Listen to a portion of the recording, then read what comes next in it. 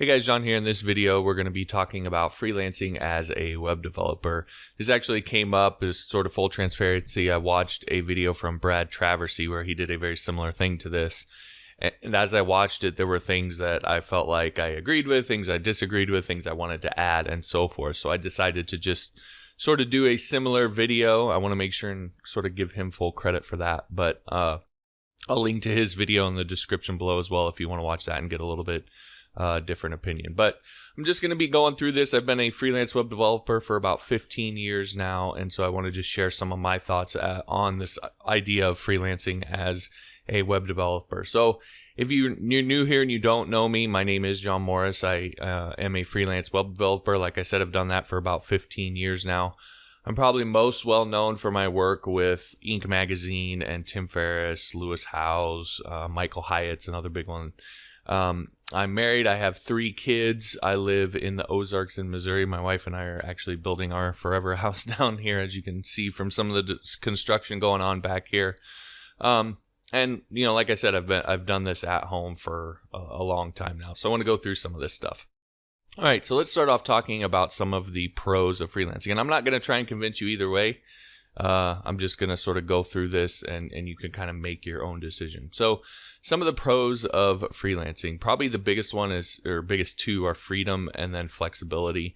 This is some stuff that Brad mentions as well, but freedom is probably the biggest one for me. So you have the freedom to sort of run your business how you want, work how you want, work when you want, work with who you want, all those sorts of things. There's a ton of freedom involved with that. Of course, that can be a double-edged sword because with that freedom, with freedom comes responsibility and so forth. So but that's probably a big one. Flexibility is another one. For me, that's especially important. I homeschool my kids. It's something that's important to me.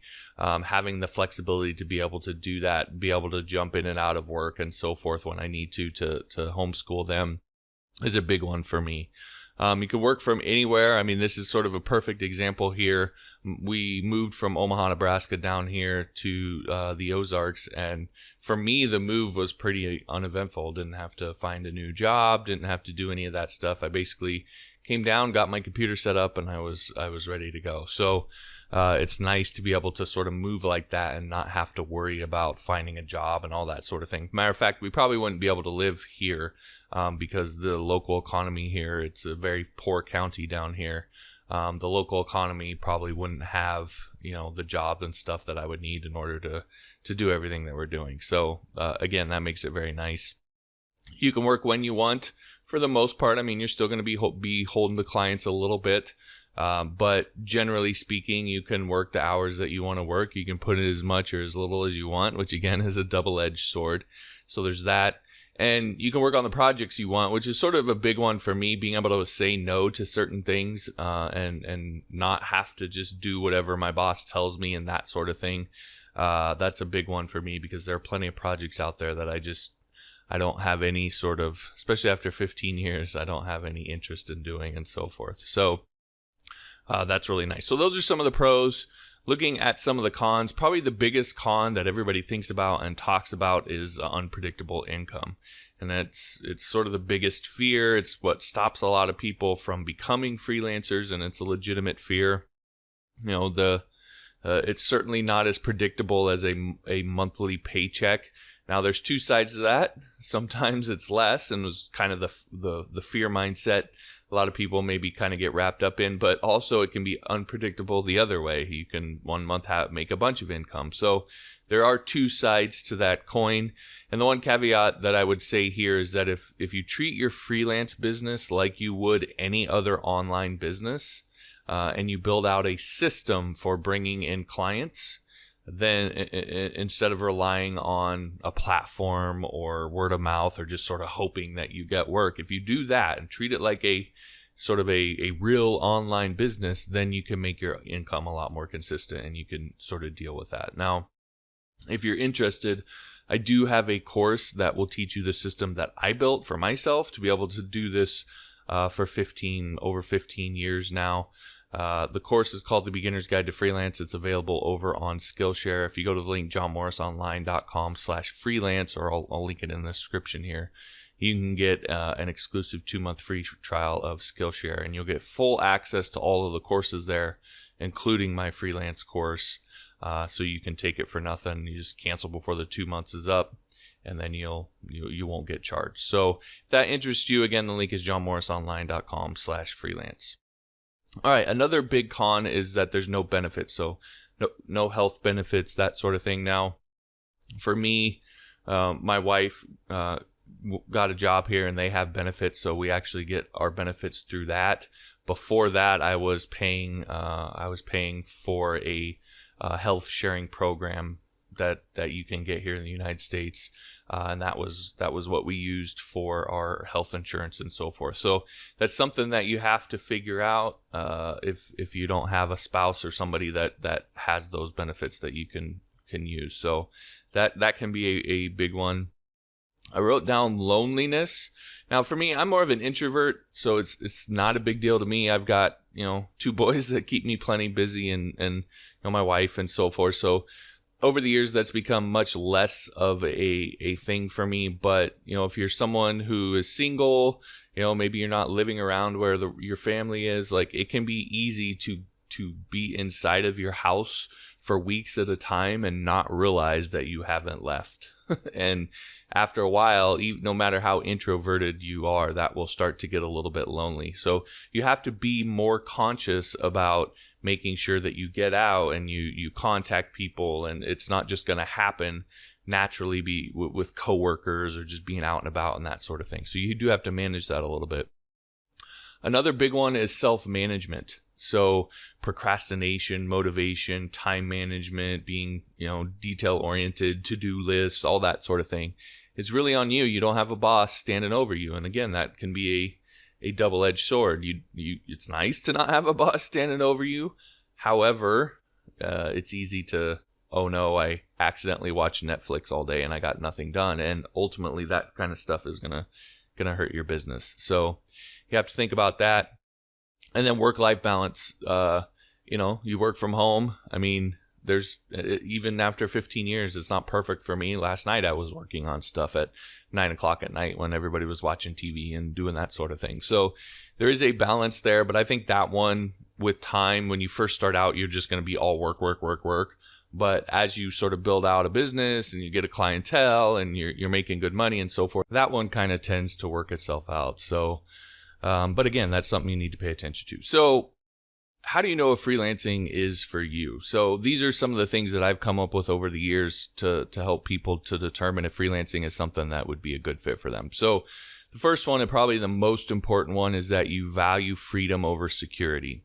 And this is why I kind of sometimes say, use the sort of Gary Vee line that it's a little bit in your DNA or it's not, because values are these sort of core things that come from how you were raised and so forth. And they can be difficult to change. And a lot of times you don't even really want to. So if you value freedom over security, meaning you are someone who's willing to risk being a little less secure income wise to have more freedom in how you actually go about your work. If you can evaluate those things and identify that you value the freedom of work more than you value the income security, then that's probably the biggest factor of whether freelancing is for you or not. The way I like to put it is the people who are going to be best at freelancing are the people who see no other option. Right? If you're someone who looks at freelancing as a one among many options, I could do this, or I could do that, or I could do that, then maybe freelancing isn't for you, because the people who tend to do really well at it are the people who say, I can't do that. I don't want to work a 9 to 5. I don't want to run some big company with 30 employees. I just want to do my own. And so they kind of tend to see it as the only option. If that's you, then you're going to have a lot better time freelancing, because you're just going to stick with it. And that's really ultimately the name of the game when it comes to freelancing. The second thing is in just being good at managing yourself. So if you're someone who is good about to-do lists, good about time management, knows how to deal with procrastination, those sorts of things, then freelancing is something that you could probably do and have success. Now, you don't need to be perfect at that stuff right off the bat. I don't think anybody is. I'm still not, even after 15 years. But you need to be able to get stuff done. and you need to be able to not watch Netflix for 8 hours a day every day. So if that's something, then freelancing would be a good fit. I would say you like, or at least do not absolutely abhor and hate sales. If you're someone who just thinks anybody who does sales is, a charlatan, gimmicky, if you go around on Facebook ads commenting spammer, that sort of thing, then freelancing is going to be tough for you, because there's a lot there that you're going to have to overcome mentally for you to be able to do the things that you need to do to sell your services, to be open to running Facebook ads or YouTube ads or that sort of thing, because you're going to have to go out and get clients, and so you're going to have to be willing to do those things. So if you just absolutely hate sales and think every salesperson is a charlatan, then freelancing is probably not going to work well for you. You work well with others. So especially as a developer, it's easy to sort of go into the cave and just kind of grunt at everybody else and grumble and that sort of thing. But you're going to be working with clients, and at the end of the day, they're the ones paying your bills. So you have to be able to work with and talk with others and so forth, and not just be absolutely miserable, because then you're going to be miserable. And so what's the point of freelancing? And then the last one is you're reliable. So mainly it comes down to being honest and doing right by people, because ultimately the way to succeed as a freelancer long term is to do good work, to be honest with people, to do right by people when things do go wrong, as they inevitably will, and that sort of thing. So you have to be someone that's trustworthy, reliable, that sort of thing. All right, so next, talking about some things you can do to get started if you think freelancing is something that you want to try. And I will start off this by harping on the thing that I always do, and sort of just give you the big secret to the one competitive advantage that you can have as a freelancer over a lot of other freelancers out there, and that is research, research, research. And the big thing here is just people just aren't willing to do it. All right, they're just not willing to spend the time. They want to get to doing the marketing and getting the business and all this sort of thing, but you have to understand your client. You have to know who that is, what services to offer, how to package those services, all of those sort of things. So research, research, research, and specifically spend a lot of time thinking about and researching what services to offer, who your ideal client is, and what services to offer them. The biggest mistake you can make as a web developer is just be like, hey, I'm a web developer, come at me. What's going to end up happening is you're going to end up working on all these different sorts of jobs that are completely unrelated. You're not going to develop any sort of authority or specialization. You're not going to make near as much as you could. And it's just going to make freelancing a lot more miserable. So you want to sort of pick something specific that you can offer, a set of services that are all sort of related to each other, and kind of stick to that and become known as an expert and authority on doing that. That's just going to allow you to make more money, work on projects that you actually like working on, and so forth. But you have to do the research to know, well, what are those things? What actual parts of my service should I have? How should I package it? How much should I charge? All that sort of stuff. Now, again, as a side note, I have a new course that I created that I just did that digs into doing all this and helping you figure out what services you should offer. So you learn things like the 4 criteria for identifying your most ideal client, how to determine if a niche is profitable, 4 different types of core services you can offer, the 3 elements of a properly packaged freelance service, how to price your services, and more. And again, it's also over on Skillshare. Just go to johnmorrisonline.com/niche. That's NICHE. I'll also link it up in the description to learn more about the course. And again, get the 2-month free trial of Skillshare. You get access to all these courses when you do that, by the way. All right, another thing when getting started is you want to think about and prep for the legal parts. So taxes, bookkeeping, contracts, etc. QuickBooks is one. My younger brother does a little bit of freelancing along with his regular job, and he does all his stuff through QuickBooks. He really swears by it. I use one called Wave, so Wave Accounting, that I really like for tracking all of my expenses and all that sort of stuff and doing my bookkeeping. But you want to make sure and do that. That's one of the things I did early on that kind of bit me is I did not properly set aside the tax money I needed to for the year. Come the end of the year, I ended up owing a bunch of money, and it took me about another year to pay it off, and it was a real pain in the butt. It was not a fun time for my wife and I. So you want to make sure you're doing that stuff and keeping track of all that stuff and doing it properly. Of course, it depends where you live and so forth. Contracts, there's one that is out there called, it's the Killer Contract, or Contract Killer. If you Google Contract Killer and look that up, that's a really good contract. I use that as the base for my contract, and I just sort of changed it a little bit for the based on the details of what I do. But that's a really good one. It's an open source contract that you can use. All right, the last thing then is I wrote down portfolio, platform, and plan of attack. So you just want to go in and have some sort of plan of attack or strategy, right? Like a lot of people just sort of go in and they just kind of shoot from the hip. But this is what I'm talking about, doing the research and thinking about this stuff and planning ahead.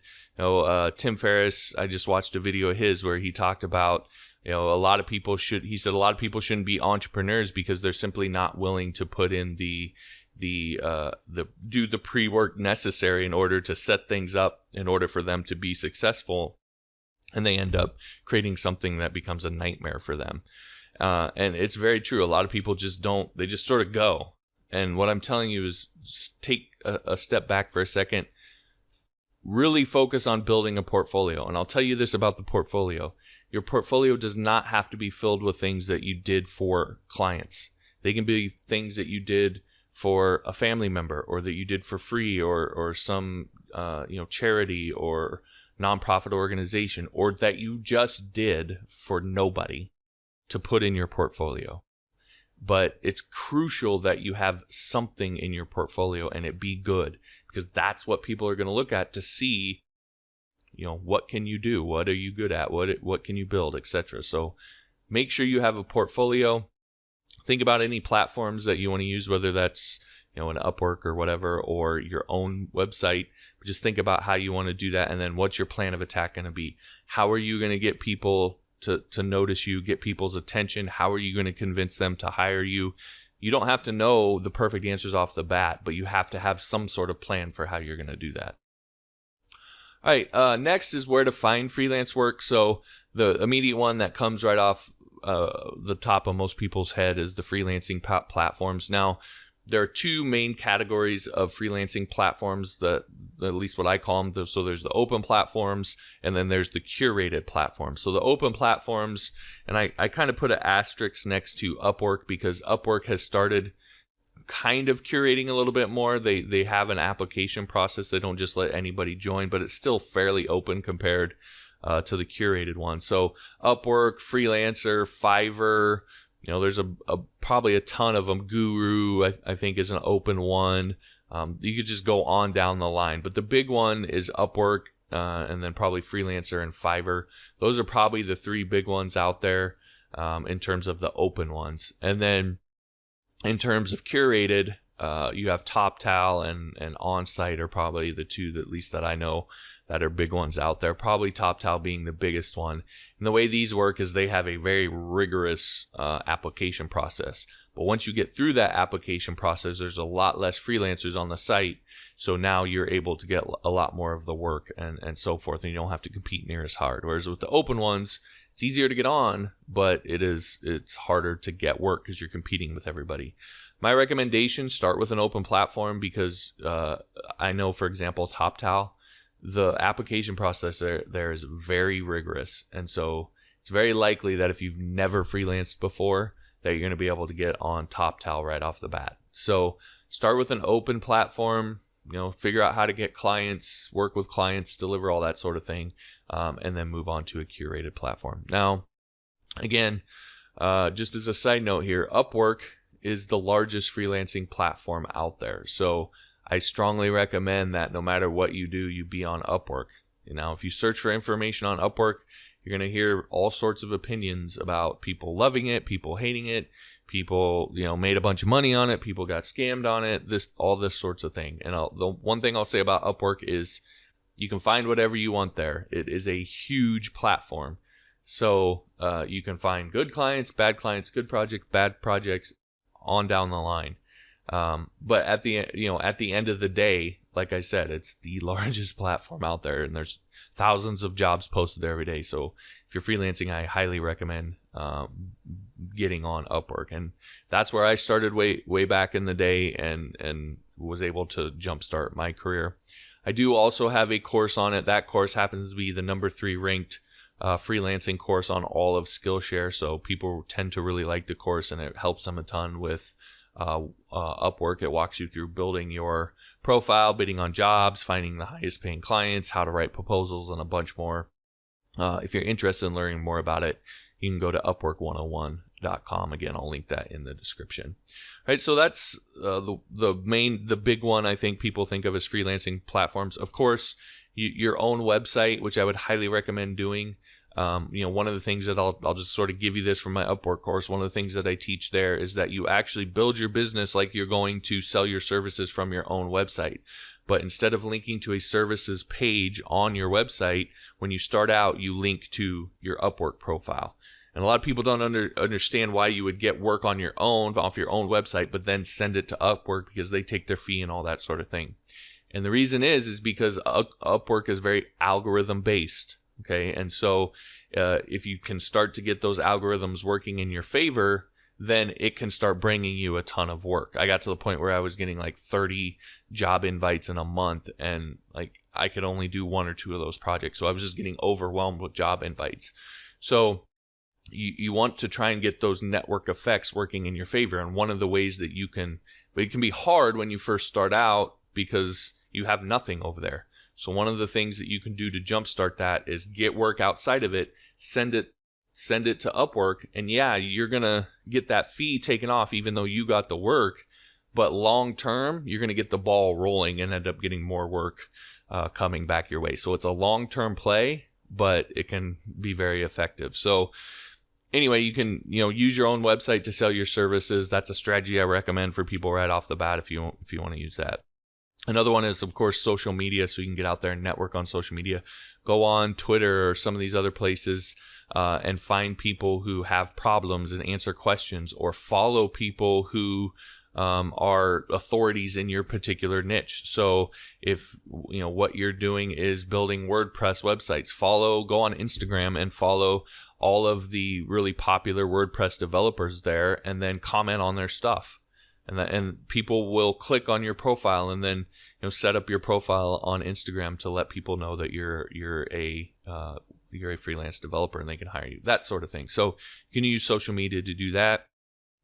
Local business meetup groups. This is probably like the dirty little secret of all of this, because local business meetup groups can be very effective. I joined a couple. My older brother got me into a couple using doing insurance, and he got me into some. And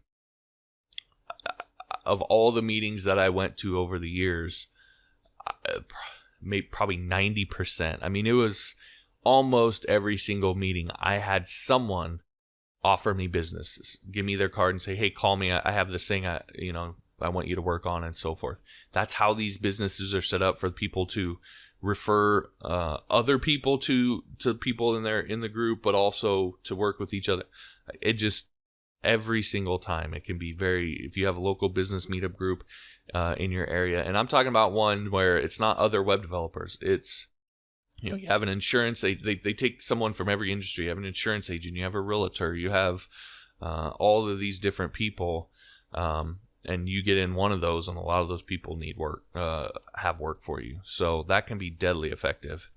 Running ads, I didn't do near as much as this as a freelancer. I do it more as a teacher, but running ads, if you can figure out some of these networks like Facebook and Google and so forth, there's a ton of eyeballs.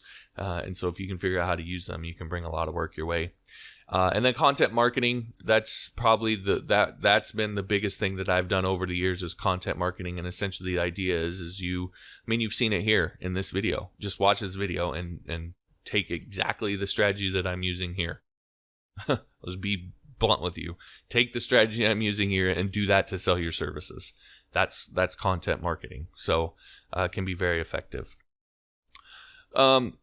One thing that I want to sort of add on here that I maybe didn't see in Brad's video that was something that I wanted to talk about is when we talk about freelancing, we tend to focus in on services. But one of the things that I want to encourage you to do is build actually a full business around what you do as a freelancer. So you start with your services and you get that nailed down, but then you look to have a full sort of product line or a full offering of different products and services. So the main thing is having a core service, then having some sort of product, actual product, not service as a product or any of that, but an actual product, and then moving into information. So just to sort of to use myself as an example, I obviously have my freelance services that I offer. I kind of stick to WordPress and membership sites and that sort of thing, and I have a particular stack I use in there and so forth. That's my core service offering. But then a part of my business is doing this sort of thing, teaching classes on freelancing, on web development. I have HTML and CSS classes, PHP classes, WordPress classes, freelancing classes, right? Those are information products that are now have grown to be about half of my business. So at first, all my income came from freelancing. Now it's about half and half from freelancing, half from all of the information products and so forth. So build that out and then look at different products. That's actually something that I need to do with my own business that I've been thinking a lot about lately is what products can I offer that makes sense for my particular audience that fit with what I do and so forth. And some of this stuff can be tricky to figure out, but over time you want to continue to sort of build a full-fledged business around what you do because it's going to make that's going to make your income more stable. It's going to make your income more, and it's going to make it just sort of more long-term reliable than just kind of always flying with the ups and downs of freelancing. All right, last thing then I want to talk about here is you might call this the big key to success as a freelancer, and it's something very simple, and that is persistence. That's the name of the game when it comes to this, and that's why I go back to talking about it being in your DNA a little bit, because if this is just one among a number of options that you're evaluating, and you are totally fine with working a 9-to-5 job, and there's lots of people that are, and there's absolutely nothing wrong with that. But if you are, then it's going to be difficult to have the persistence that you need. So that's why I go back to you almost have to view this as your only real option, because it's not going to be easy at first. There's all this stuff you got to figure out outside of your actual core skill set, right?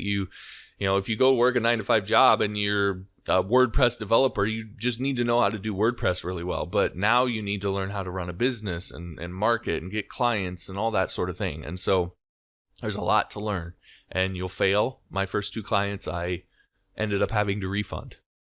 So that's going to happen probably, stuff like that. But if you always keep your eye on the long term and what you're building, and just really understand that persistence is the name of the game, persistence is the key. And if you be persistent, that you will get there. And I believe that if you just keep hacking away at it, you will get there, because you'll learn all this stuff. You'll figure all this stuff out. And at some point it becomes a little bit easy. So that's sort of my thoughts on that. And freelancing as a web developer. And I'll just sort of leave you with my final pitch here, which is, as you've seen, I've got a number of courses that I teach on freelancing. I've helped over 5,000, it's like 5,300 some students now with my courses. That's specifically on Skillshare. It's probably more than that in total. But anyway, I've helped over 5,000 students with my courses. If you want to get access to all of them and not have to pay for them, then you can just take the Skillshare 2-month free trial that I've mentioned. It's a really good deal. It's a great way to learn this stuff. And you can just take the trial, take all my courses, and then just cancel before the trial is up, and you never pay a penny. And just so you know, they pay me for watch time. So my interest is just in you taking the courses and learning from them and liking from them, so they rank higher and all that sort of thing. So I'm just trying to get you to learn this stuff because it's mutually beneficial for both of us. Anyway, if that's something that sounds like a good deal to you, then the link for the trial is at johnmorrisonline.com/Skillshare. I put a full video there that explains the whole thing in detail if you want to watch that. So again, johnmorrisonline.com/Skillshare. All right, if you liked the video, I'd appreciate if you'd be sure and like it. And that's it. I'll talk to you later.